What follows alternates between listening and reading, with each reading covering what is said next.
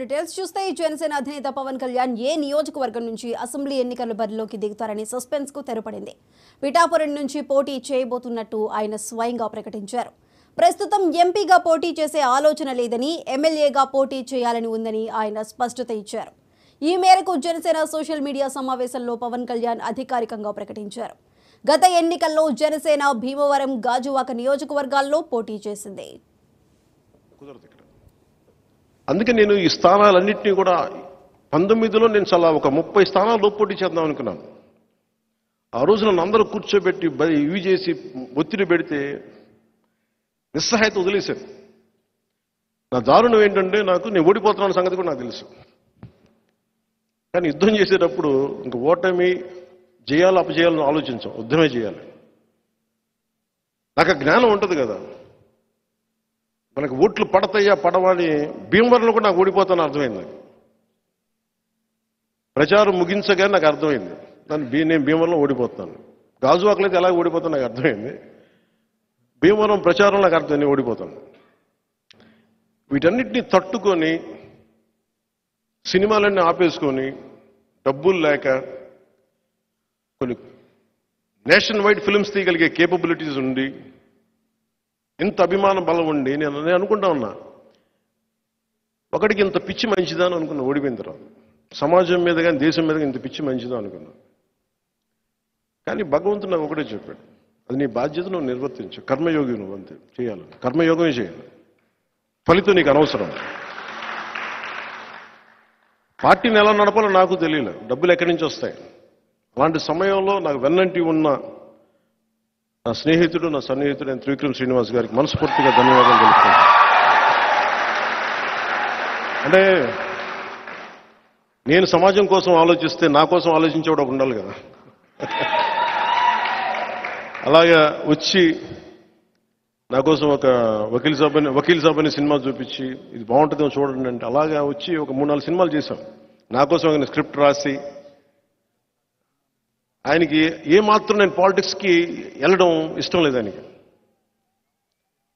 కానీ నా వ్యధ భరించలేక ఆయన జల్సాలో కూడా ఆ ఇంటర్వెల్ సీను నా కోపం, అది సగటు మనిషి తాలూకు కోపం ఇంటర్వెల్ సీన్. అది నేను చిన్నప్పుడు ఒక టీన్స్లో ఈ ఉద్యమాల వైపు వెళ్ళిపోదాం అనుకునేవాడిని. ఆ కోపం అట్లాగే ఉండిపోయి నా వ్యధ చూసి ఆయన కనీసం ఇతనికి సినిమాలు ఈ డైలాగులు రాసేస్తే ఆగిపోతాడేమో, పాలిటిక్స్ వెళ్ళడేమో అనుకొని జలసాల డైలాగులు రాశారు. దాని తర్వాత ఇంకా పెట్టిరిగిపోయాను నేను. సో సినిమాలు ఆగట్లా, ఇంకా ఆయన చేతులతో వదిలేసారు, మీ ఇష్టం మీరు ఏం చేసుకున్నా వల్లగా. అది అనడానికి తప్పదు కాబట్టి ప్రయాణంతో ఆయన నన్ను భరిస్తూ ఉంటాడు. అలాగే నన్ను అండగా ఉన్న చాలాసార్లు అనిపిస్తుంది, నా కుటుంబం నన్ను ఎంత అర్థం చేసుకున్నారో నాకు తెలియదు, నా రక్తం ఎంత అర్థం చేసుకున్నారో తెలియదు. మారుమూల ఎక్కడో ఆదిలాబాద్లో ఒక తాండాలో ఉండే ఒక తల్లి, ఒక యువకుడు, నిర్మల్లో ఉండే ఒక యువకుడు, ఇక్కడ మారుమూల శ్రీశైలం అడవుల్లో ఉండే ఒక చెంచు యువకుడు, రాజోల్లో ఒక 2 బిడ్డలున్న ఒక ఆడబిడ్డ. మీరందరికీ నేను ఎంత తేలిక అర్థమవుతానంటే గుండెల్లో పెట్టుకుంటారు మీరు నన్ను. నేను చెప్పకర్లా, నేను ఏంటో నేను చెప్పకర్లా. కానీ ఒకసారి మా ఇంట్లో వాళ్ళకి నేను చెప్పుకోవాల్సి వస్తుంది నేనేంటో. బంధం దగ్గరే కొద్దీ చూడటం కష్టంగా ఉంటుంది. మీరు దూరం నుంచి చాలా ట్రాన్స్పరెంట్గా, చాలా పారదర్శకతతో చూస్తారు. మీరు నన్ను మోడీ గారికి అర్థమవుతాను, మీకు అర్థమవుతాను. నాతో పాటు పనిచేసే కొద్ది మందికి నేను అర్థం కాను. ఎందుకు అర్థం కానంటే నా మీద ఆశ ఉంది.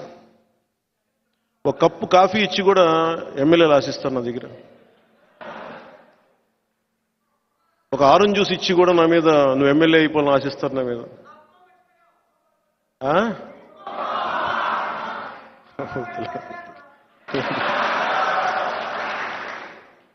ఏమో ఆయన ఇంక నేను ఎందుకు లేను. అంటే సలహాలు నాకే. పవన్ కళ్యాణ్ అనేవాడు సలహాలు చాలా తేలిగ్గా ఉంటాయి. ఏదో తెల్లబట్టలు వేసుకుని ఊగుతూ నడుస్తూ ఉంటాడు అటు ఇటు. ఇట్రా నీకు సలహా ఇస్తాను సార్, చెప్పండి సార్. చాలా చాలా పద్ధతి కూర్చొస్తా చెప్పండి సార్, ఇలా కూర్చుంటే నువ్వేం చేయాలంటే ఏ నియోజకవర్గంలో ఎవరిని పెట్టాలో నాకు చెప్తారు.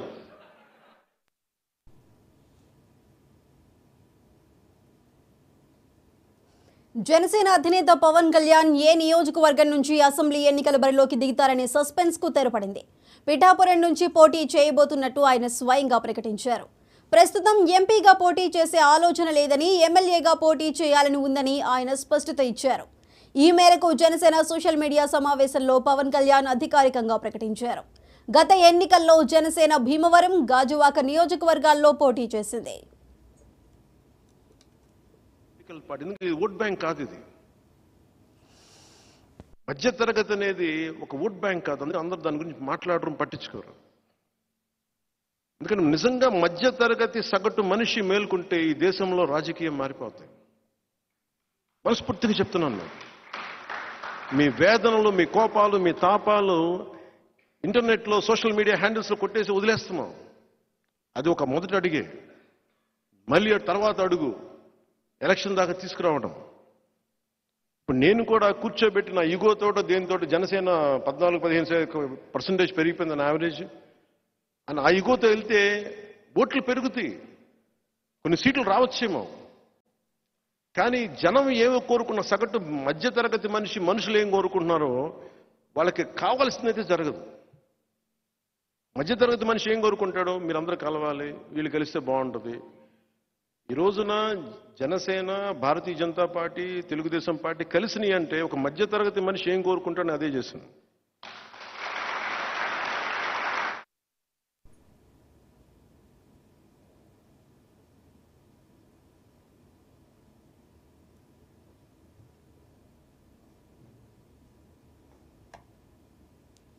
జనసేన అధినేత పవన్ కళ్యాణ్ ఏ నియోజకవర్గం నుంచి అసెంబ్లీ ఎన్నికల బరిలోకి దిగుతారనే సస్పెన్స్ కు తెరపడింది. పిఠాపురం నుంచి పోటీ చేయబోతున్నట్టు ఆయన స్వయంగా ప్రకటించారు. ప్రస్తుతం ఎంపీగా పోటీ చేసే ఆలోచన లేదని, ఎమ్మెల్యేగా పోటీ చేయాలని ఉందని ఆయన స్పష్టత ఇచ్చారు. ఈ మేరకు జనసేన సోషల్ మీడియా సమావేశంలో పవన్ కళ్యాణ్ అధికారికంగా ప్రకటించారు. గత ఎన్నికల్లో జనసేన భీమవరం, గాజువాక నియోజకవర్గాల్లో పోటీ చేసింది.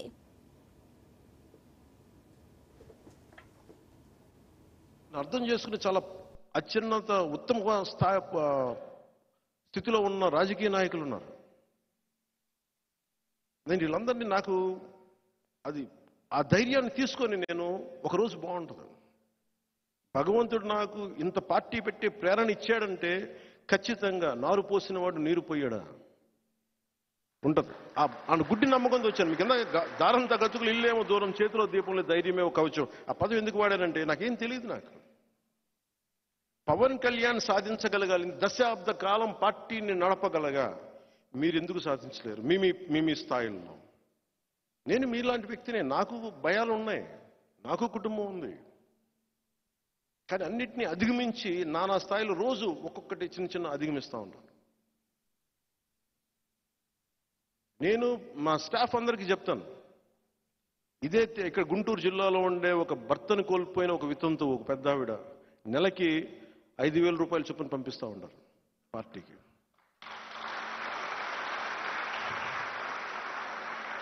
రాజోల్లో రోజుకి 500-600 సంపాదించే ఒక కూలి, ఒక రైతు కూలి, రోజుకి అతను కోరికంటే 100 రూపాయలు జనసేనకి పంపించడం.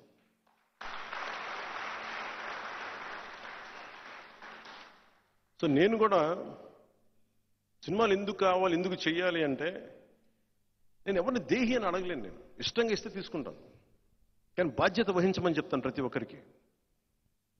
నేను కూడా నిన్న రీసెంట్గానే ఒక 10 కోట్ల రూపాయలు పార్టీకి విరాళంగా ఇచ్చాను నేను.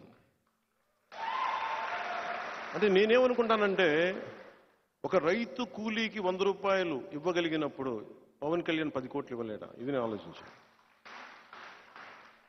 అలాగే నన్ను అండగా ఉండే చాలామంది పెద్దలు కొన్ని లక్షలు ఇవ్వగలుగుతున్నప్పుడు నేను నా కోట్లు ఇవ్వలేనా అనిపిస్తుంది.